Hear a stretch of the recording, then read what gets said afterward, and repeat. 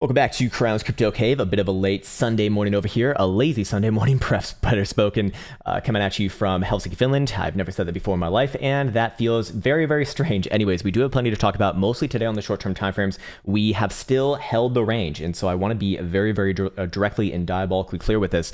Look, as long as Bitcoin does that, I do still look at this as likely to, at the very least, test back up into the deeper 30s, maybe even low $40,000 territory, and we'll obviously be going over the big three things that I'd be looking for in order to denote continuation of the downside. Of course, Bitcoin is not out of the woods just yet. And at the end of the day, I stick with what I've been saying for the past month and a half, ever since we got down into this range. If you're bullish, if you're the biggest bull, you're probably looking for sideways at best for, the majority of summer. And when I say sideways, I mean within a range between about 30,000 lows and, mid $40,000 territory on like a little bit of a scam wick to the upside, as we like to say. Anyways, with that said, we'll also go over the three major things to look for downside continuation. It is still very much a threat right here too. And of course, it is actually a lot closer to being ticked off right there. But if you watched yesterday's video, the criteria that we set out was certainly not fulfilled, and the bounce play initiated. So nice one for anyone who took that, because that's more than 1,500, or actually close to about $2,000 up from where we were yesterday on our 4-hour support. Not bad. Anyways, with that said, let's put the focus now on the Krown application, which we found at app.krown.net. Funny thing with that, or not so funny, is that we have very little things new over here. In fact, Bitcoin dominance still continues to trend to the upside, albeit very slowly right here. Open interest still more or less right around 6 billion. Fear and greed index right around 22. Not anything too new. However, if you do check in tonight, we actually will have a major new update, which I'm really, really excited for. That's going to have all sorts of cool new bells and whistles. Anyways, into the market data tab we go. I want to keep a keen eye on the funny rates. Yes, this was kind of giving us the bias for the majority of this past week, that saying like, hey, while Bitcoin is kind of testing the downside of the range, I would really hold my horses on this price action to actually put on a full break below $30,000 and initiate those, sustained moves into the deeper end, basically deeper $20,000 territory. $25,000 still more or less a relevant target, I do suppose. Again, assuming that we actually break, which I would suggest has certainly not happened just yet. And of course, obviously it could include more continuation than that. But looking at the funny rate right on over here, I still do stick with what I've been saying. We do see consistently globally negative rates, which is a sign that it's a little bit less likely that we do break to the downside, at least from this current posturing. I'm not saying that this can't happen, but I do still kind of think that Bitcoin, whether you're bullish or bearish, if you're the biggest bear right now, just like if you're the biggest bull, you're probably, at best looking at sideways for the majority of summer. If you're the biggest bear, you probably want to see a bounce first and then a bit of a bull trap before perhaps heading lower. So we see Binance, BitMEX, FTX, OKX, Deribit, and Kraken all on the negative side, and the ones that are actually positive here are just barely. So whenever I see something like that, I am a lot more hesitant to be looking for continuation at a macro level, to be very, very clear. Now, of course, if price action does confirm the one of the three criteria that we set out yesterday for continuation to the downside, that would supersede anything that I'm talking about right here. But this would be a good underlying market dynamic to kind of keep an eye on, as you actually are getting paid a decent amount to hodl your longs here. And so there is some pretty damn good, arbitrage opportunities if you are trading futures against your perps, assuming that you have perp longs, as this is usually not what we see on like an actual breakdown. If you're going to see a breakdown, you typically want to see like at zero or just barely positive. That would be very, very obvious. We don't have that right now. So I do still reserve reservation that Bitcoin's, if it is going to break to the downside, probably doesn't happen at this exact moment. Let's go into the price action charts themselves right now. And by the way, before we get into it, I was planning on doing a long-term analysis video today, similar to the one last week, but then I realized that I really don't have too many new things to add to that. I don't want to rehash all of those, all of those things, because we actually do have a lot to be talking about in the short-term timeframes right now.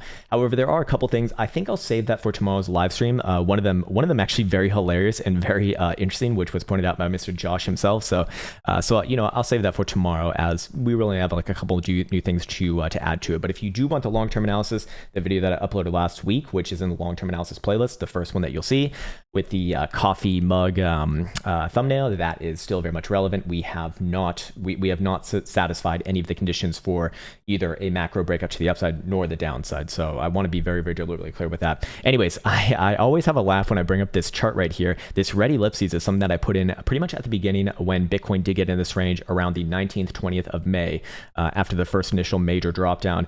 And I said something to the tune of like, look, if bulls are going to essentially reaccumulate this region and continue on with a long-term macro uptrend, then I would be expecting something similar to this, where we essentially come down into the range, low $30,000 territory, tested a few times, and realistically stay within the greater daily range for the majority of summer. And to be fair, it is still working right here. And if you are looking at this from a Bollinger Band perspective, this is something that you should definitely put some weight on. I really, really like this sort of activity right here. Works both to the upside and the downside, but in this case, obviously we do have the downside. So I'm going to get rid of my drawing tools. And when you see something like this, it's typically a relatively obvious trade, at the very least for a bit of a scalp. And when you see the when you see the, what's this word? Dildo. Yes, candle, whatever the fuck, whatever the fuck you want to call it. When you see a hammer dildo like this, crawling inside the bottom side Bollinger Band, and then a little bit of give and go where it comes back down and then tests it on a wick and it gets bought up as the Bollinger Bands start to converge on each other, which you see coming in right now.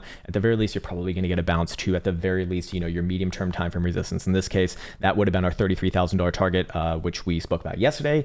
And this does have potential for more, which we'll talk about soon enough in the short-term time frames. But as it stands right now, I do like this at least for what we have, and I want to see momentum also just now follow through with this, like our daily MACD and our daily SMI, which are not there just yet. In fact, it's going to take a little bit more time, but this would obviously coincide with what we're looking for general continuation on the short-term timeframes. To spoil the surprise, what I'd be looking for right here is pretty much the same thing as far as what we spoke about yesterday at $35,000 for really any sort of a closure. 2 hour, 4 hours, probably good enough in this case, or an hourly wick higher than what we put in on the 25th of June, which is 35,517 and 22 cents. If that were to happen, I would still be looking for a very, very short, short.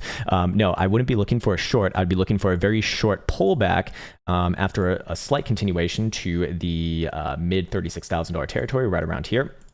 And then I'd be looking for that to set up a base, and realistically, the real target would be back around the tops of the range, about $39,000. This obviously comes with a contingency on the other side, and now we're going to go over the three pieces of criteria, which is more or less the same thing as yesterday, for cancel Bitcoin essentially. No, what I mean by that is we would be looking for an actual macro move into the deep and low $20,000 territory. And what would it be? Well, first and foremost, if we are using a short-term time frame like a 4 hour, then I would be looking at this 30,300 pivot down here. Any sort of a closure below there, basically on new 4 hour lows, would be indicative that, hey, we are going to have a nice long-term stint into the $20,000 territory. I would not be looking at any major bounces realistically until you get down to about $24,000. The front run that we saw in the middle of last week right here at about, which I kind of considered a front run from the $27,000 target, which happened in the mid $28,000-ish area, very likely provides nothing going on onwards and forwards from here, except for maybe like a 15-minute bounce of that. But when we're talking about this, I am talking about, at the very least a 4 hour, preferably 12 hour daily in these cases, because we are looking at a pretty damn big move here. This is being wound up like a bit of a fiddle. Anyways, yesterday, though, I really do like this price action, actually, at the very least for a short-term push to the upside. Again, low volume kind of swing around the lows on the weekend, typically kind of a fake out sort of territory right there, traditionally speaking. And with that in mind, we actually even did see that CME did close at 32,200. So a little bit less like that was going to happen yesterday. I do consider this a bit of a fake out. Do you call this a bear trap or not? I wouldn't call it one just yet. It's not necessarily a bear trap until we get back above about $35,000 right here. Good morning, sir. How are you? It's Elsa's awake right now. She just woke up at the ripe old hour of 9:30 a.m. Nice one. Anyways, okay, so that would be criteria number one. Obviously, that is a 4 hour, and a 4 hour time frame is not going to be the most confidence inducing of all time. Now, if I'm using a daily, what would I be using for this, for essentially insinuating continuation to the downside? And that would be a daily closure below about $31,000, or if you want to be super exact with it, about 30,800 and some odd change. Now, that is obviously going to supersede anything that the 4 hour does, because a daily is 6x of the time frame of a 4 hour, so it is much more powerful. And just by that same metric, I would be looking at a weekly to really trade with confidence here if this is going to actually close on new lows, which is essentially where the 55 exponential moving average is right here, about 32,500, or just your last sort of weekly low structure coming in from January lows, which is a few $100 below that, about 32,300. If you just want an easy way to remember it, $32,000, and that is going to be closing later tonight at 8 p.m. Eastern time. Seeing as CME already did close at 32,200, I would say that that's Well, I guess it is possible. I mean, typically we do kind of open up somewhere around there, but if we do open up on a gap up, that would be pretty damn good, at least for another try back up to the top side of the range. So those are the three big things. Until one of those three things happens, I probably wouldn't be looking for like any major continuation drive into the $20,000 territory, and I would not consider this a macro break. Now, with that in mind, is this the most bullish price action of all time right here? Fuck no, it's not. We are in a downtrend on all time frames that matter, even down to a 4-hour right now, as we did just put in a lower low right here.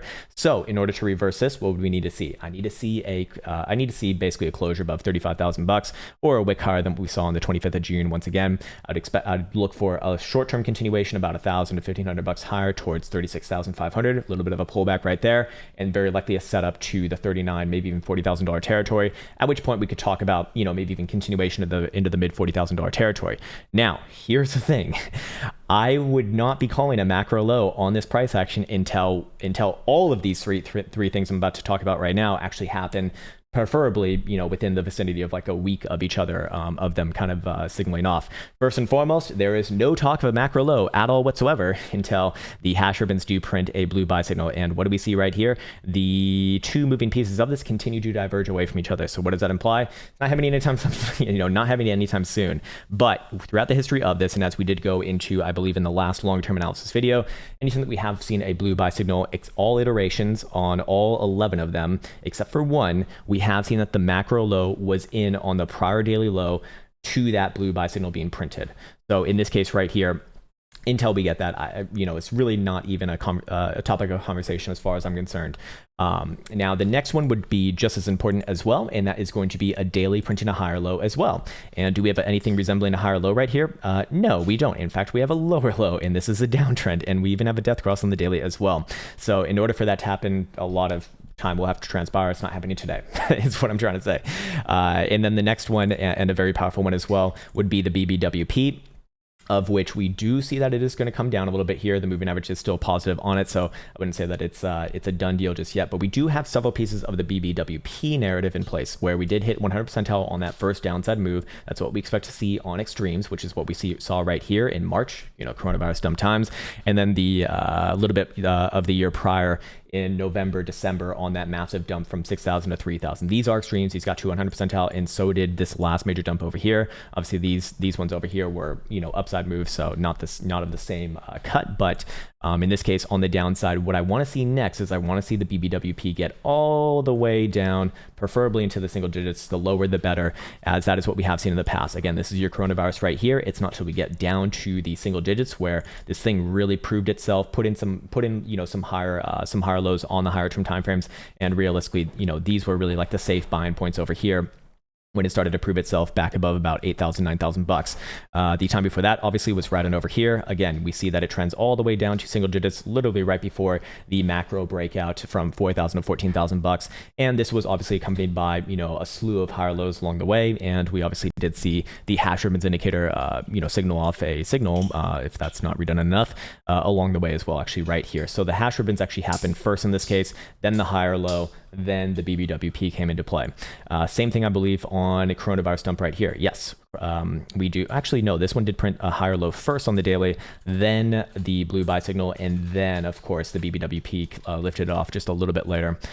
So, something around that is what I'd be looking for. As it stands right now, Bitcoin's got a lot of work to do. So make no mistake about it, while I do think that Bitcoin could have some easy upside right here, no doubt. Hey, why? Okay, this is actually rather strange. I'm on Finex exchange right now, and it's actually a clean like 200 bucks above all their spot exchanges from what I see.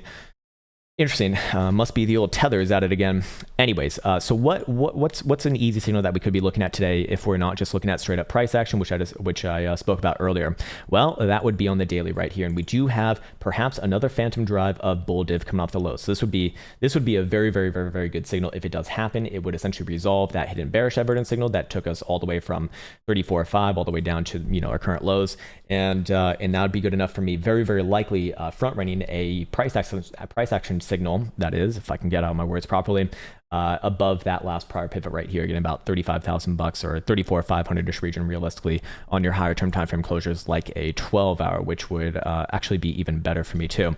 And by the way, the 12-hour actually did put in a bit of a higher low right there, which I do quite like. 12-hour RSI looking all right as well. So with all of that in mind, I do think that Bitcoin's gonna have a chance here, at the very least on the short and medium term timeframes. Again, short term, do we pop up to like 34.1? I think quite likely. The real question is, do we take out this prior high right here? If that happens, which it actually looks like it's gonna have a chance here, I'd start to extend targets almost immediately towards 36.5, short term pullback right there, and then more continuation to about 39, maybe even 40,000 bucks, and then we'll talk about the next set of targets if that area gets taken out, which, surprise, surprise, is basically the same shit that we've been speaking about for a while now, that if that area gets taken out, I'll still be looking somewhere in the mid $40,000 territory. Yes, there will be stops along the way, obviously, but more importantly, I would actually be very defensive within this range right here. The reason why I say that is because this is still a relevant CME gap coming in right around your mid to upper $40,000 territory, between about 46 and 48.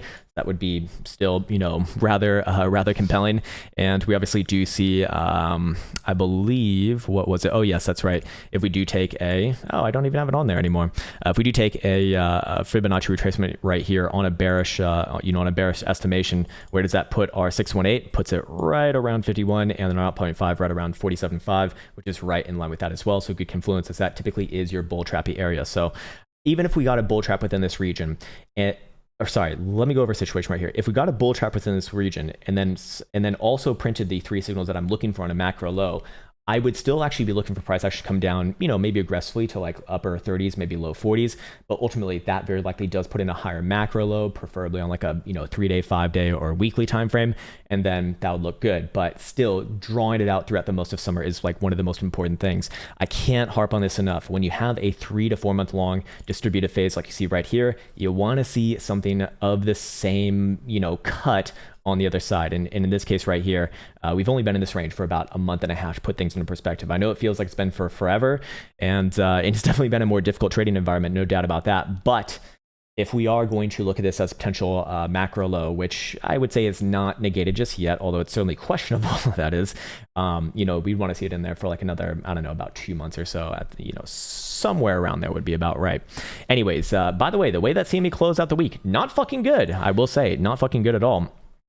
This one would definitely be more on the bearish side, but I do kind of like the price action right now for spot price action. And again, for anyone who's wondering, I do not trade over the weekends, pretty much for that reason. I don't like weekend price action. I feel like my edge within technical analysis is more or less diminished. The strategies that I typically run don't work as well over the weekend, for whatever reason. Anyways, okay, all right, so we got that. I'm sure people are talking about this being a head and shoulders. If this is going to be a head and shoulders, which I suppose you could still make the argument for, we'd expect to see breakdown this coming week, no later than that. And the reason why I say that is because you want to see essentially symmetry between your left and right shoulder, and in this case, it is starting to drag. Like if we stay here for another week without breaking 30,000 bucks, it's going to drag on for longer. It doesn't mean that it can't, it's not going to be inherently bearish over time, but we'd have something new going on, is what I'm trying to say. So I do want to accurately represent all sides here, because it is still, I do still believe that it's anyone's games, actually. And I do recall on, I think it was Wednesday or Thursday, we had a big focus on the 5-day, of which the 5-day did hold up rather valiantly. And I do like all these wicks being accumulated below the $33,000 level. If you are a long-term investor, that is something to be aware of right here. Again, it doesn't mean that it's, it's not all said and done, but when we start to check out this structure right here, like you can very obviously see, you can very obviously see there's really not much holding you up from even like low 20,000 bucks. So while there probably is a bounce somewhere around like 23 or 24,000 bucks, that very likely gets faded, and realistic targets for the downside, if that were to happen, which I'm not saying is happening right now, and I actually think it's a little bit less likely right now too, would be again about 19 to 20,000 bucks, and then you got 15-ish thousand, which fair enough. Anyways, what did we see on momentum oscillators right here? We did see a little bit of hidden bullish evidence, but that's certainly already played out, I'd say. That is not actionable right now. What about the 2-day? 2-day had a abysmal close on the last one, but still so far so good, holding up on the 200. That is holding on by a fucking ball sack here right there. 3-day close last night as well. Again, failure to break down here. Yes, we did close on new lows, but this is not conclusive in and of itself. So fair enough on this, and we probably even could use the last 3-day low and actually high for that, for this prior dildo as a continuation point on both sides. Again, to the upside, I'd be looking for generally move back up to like the 21 right here. To the downside, well, initiate downside.exe, and we do see that momentum oscillators are a little bit more, I suppose, favoring the Boolah side, but more. They're more or less neutral than anything.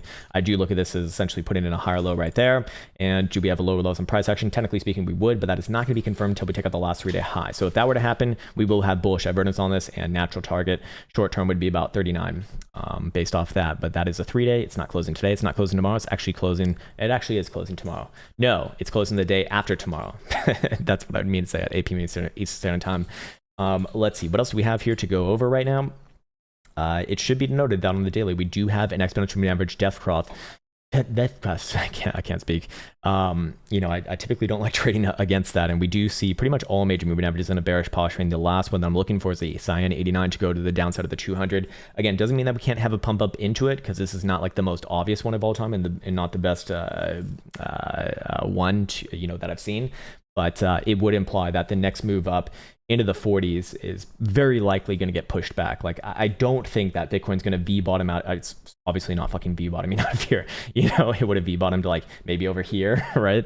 But it's not just going to go like boop, something like that. I think very, very, very, very, very unlikely. Again, the most reasonable thing and the most likely thing, if bull odds are going to pull through here, sideways as fuck. Anyways, yes, if this next drive of bullish evidence does get confirmed, which I'd even say is front runnable if we do close a 12-hour, especially above about 33.9, $34,000 basically, then yes, that will be front runnable. Even the 12-hour does say that we probably even test up there regardless. Then yes, I would say that is going to be played out. You don't even need to see a daily close on that, and I would be looking at a move again to the top side of the range. So several points of influence right there.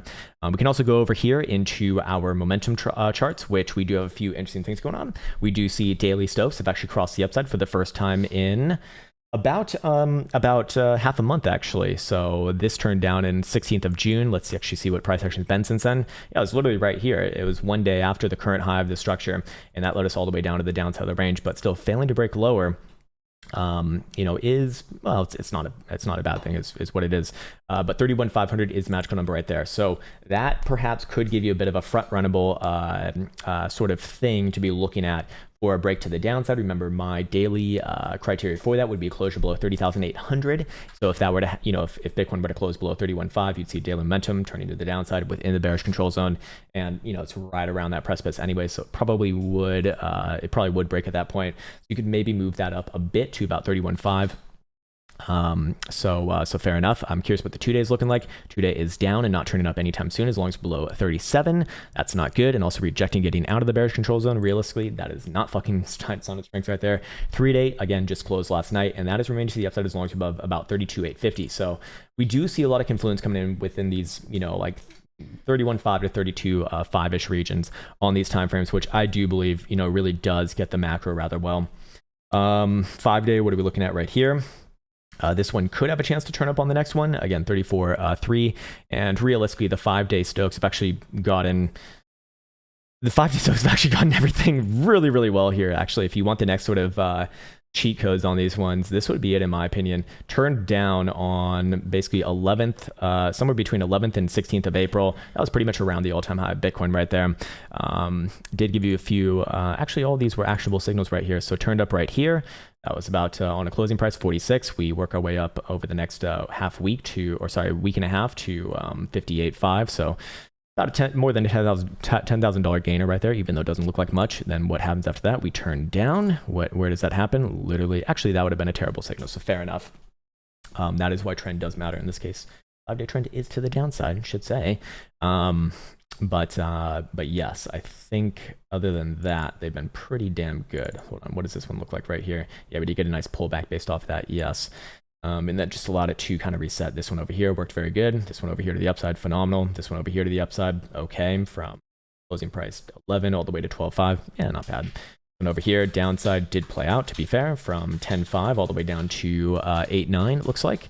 And this one over here, actually, I wouldn't say called the coronavirus dump, but it certainly told you to be on the defensive side, yes. So I'm curious, when we do see these crosses to the upside coming in from very, very low areas like we saw over here and like we saw over here, what do these ones have a good history? This one certainly does. This one actually one day, one closure before that massive this would be a fake out right here too. And that's essentially my fear right now, is that it's not my fear. It's if I want to be bullish, that's my fear essentially, in that, if Bitcoin does get an upside move here, I'd probably be looking somewhere in the mid 40s. And to be fair, the bi-weekly MACD that we spoke about, or that I was really harping on for the, the past like 3-4 weeks, That play is still very much, it's still very much relevant. Now you can see the 20 simple is coming in right around where about 36,000 bucks. If we look at this right here, this is what I'm talking about. So the biweekly MACD, anytime that has crossed to the downside, of which we only have 3 iterations to be fair, it has produced a pretty obvious result actually. Last time we saw was back on over here, that same sort of price action that we were looking at right here, where Bitcoin bases off the 20 simple, that white moving average bounces up above the 9, and then bases down on the 55 and ultimately breaks lower than that. Keep that in mind. Anyways, moving on to right here, we see it cross down. This is your test down to the 20 simple, bounces up above the 9 and then rejects, and down, down, down we go. Again, based off the 55 before the inevitable collapse. And then going all the way back to 2014 over here, same thing, bounce off the 20 simple, up above the 9 and rejects, bull trap, down to the 55, base, base, base, and break. So just out of curiosity, if we were to see something like that happen, what would this look like? Well, Bitcoin probably bounces up above the 9, which is in this case, in your low 40s. So anywhere mid-low 40s is fine. And then rejects from there, after about a week or so of failed continuation. And then, well, all those iterations did eventually base out on the 55, which is where? 24,000 bucks, 25,000 bucks. That's also another one of the CME gaps to the downside. And actually all of those have broken to new lows after that too. Some pretty catastrophic new lows, I should say, as well. In fact, this move over here from 55 to next major low on a closing basis is about 40%. I mean, if we do take the wick, it might be a little bit, it's gonna be more. It's about 45%. Let's just see if those numbers come up again.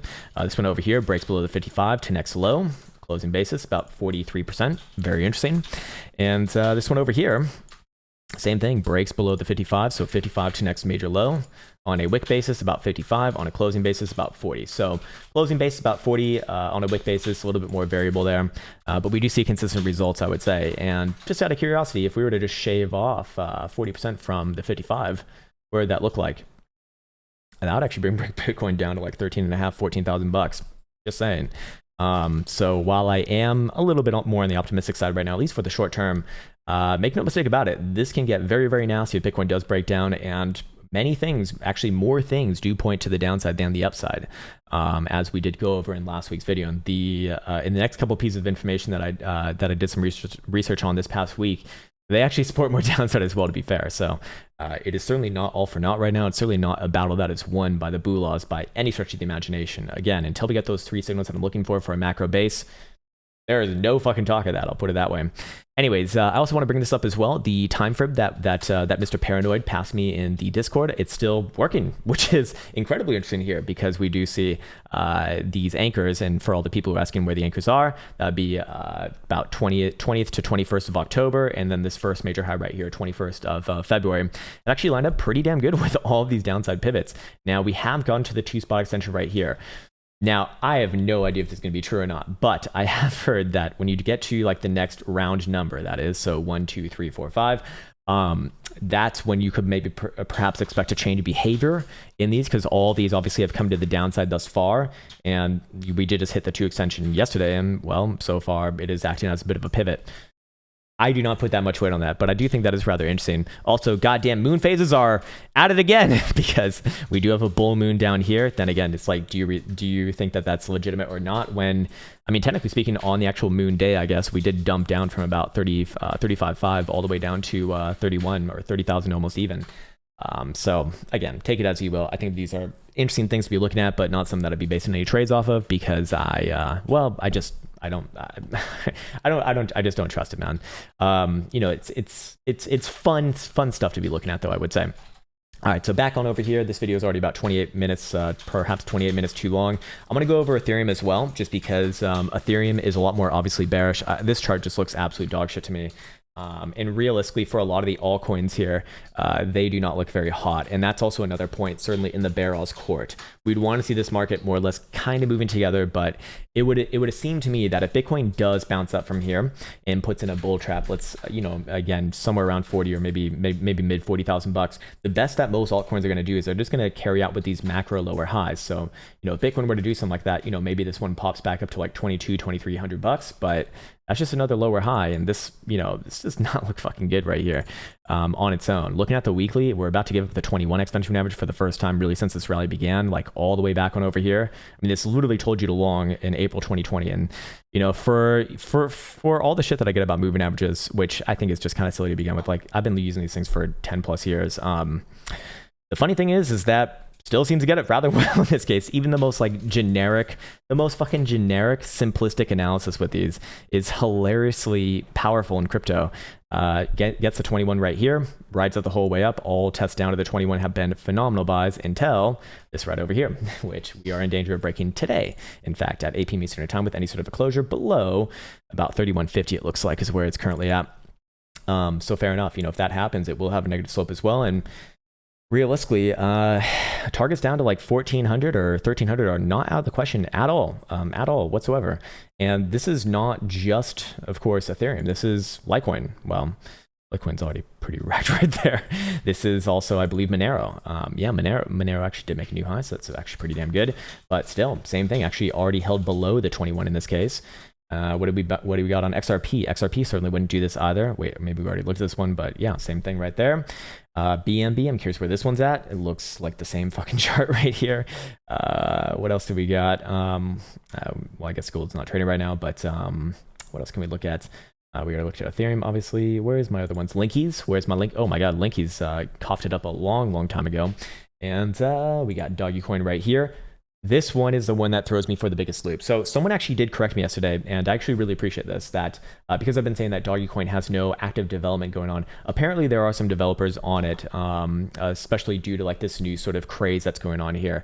So fair enough. I guess you cannot say that any longer towards this thing. It is still a fucking meme coin, and it is still questionable, I would say.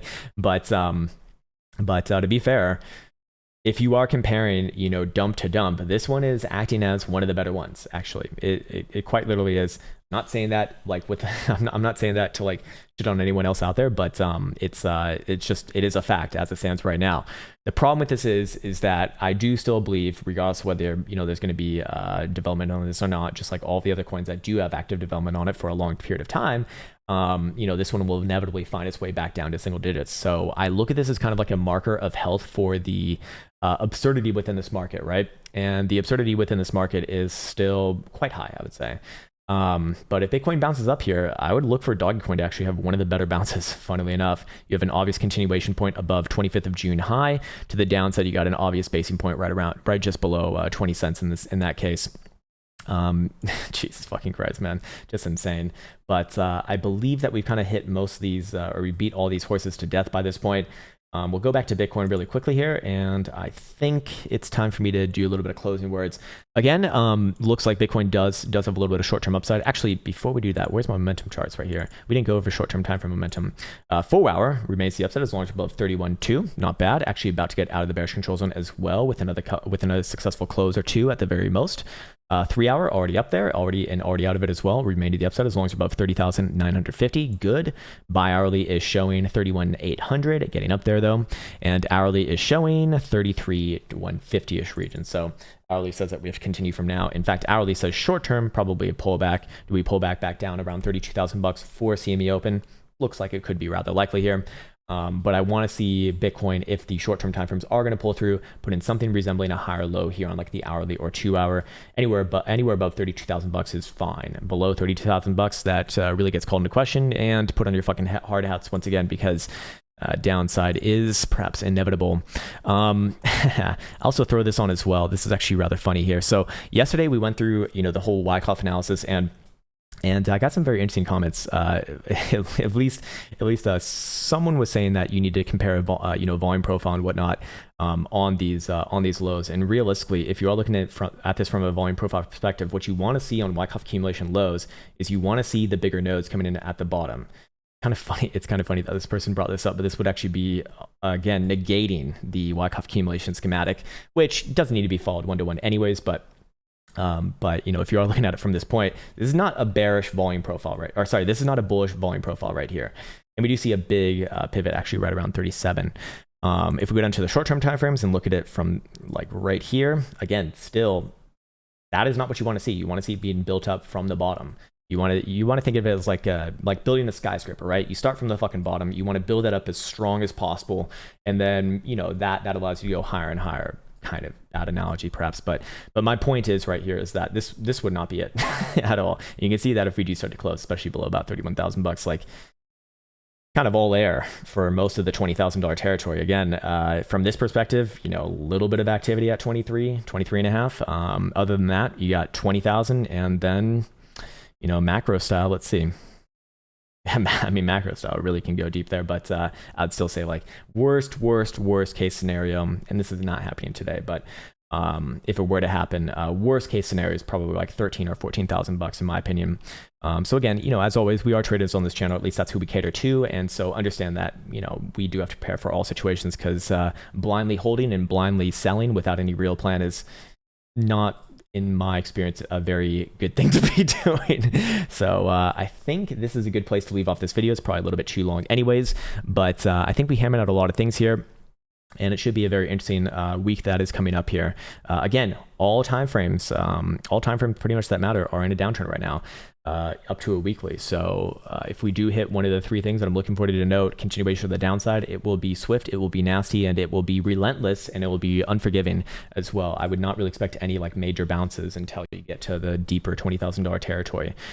So with that said, Bulah's Hope still live right here. If I had to put my name on it, yeah, I do think extremely short-term timeframes probably pull back a little bit, maybe down to like 200. That's fine. I'd want to see like an hourly or 2 hour higher low right there, and then work its way back up. You get your next sort of confirmation, or at least I would get my next sort of confirmation with a closure above 35, or a 12 hour above 34.5, or just a wick higher than our 25th of June highs. And then yes, I would generally be looking for continuation of 39,000 bucks with a stop along the way at about 36.5. All right, that does it for today. I want to wish you a happy and healthy rest of your Sunday. I'm going to go do some house hunting, hopefully. And with that said, take care, and hopefully see you soon.